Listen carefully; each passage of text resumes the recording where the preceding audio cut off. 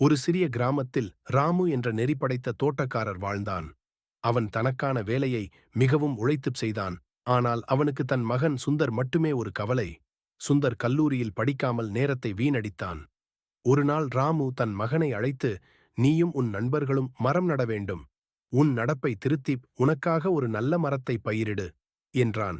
சுந்தர் அப்பா சொன்னது உணராமல் மரம் நடும் வேலையை தன்னுடைய நண்பர்களிடம் கொடுத்தான். அவன் மரம் வளராமல் இருந்தது. வாரங்கள் கழிந்த பிறகு ராமு தனியாகவே ஒரு மரத்தை நட்டான். அதனை தினமும் அன்போடு பராமரித்தான். சுந்தரும் தனது நண்பர்களிடம் சென்று, நாம் பல நேர்மறையான செயல்களைச் செய்யாமல் மரம் நட்டுவிட்டோம்.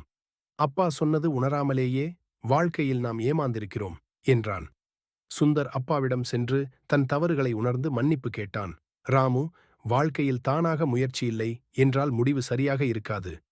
நீ முயற்சி செய்தால் மட்டுமே நிஜமான வெற்றி கிடைக்கும் என்றார். அந்த நாள் முதல் சுந்தர் வாழ்க்கையில் முக்கியத்துவத்தை உணர்ந்து கல்லூரியில் பூரணமாக கவனம் செலுத்தினார்.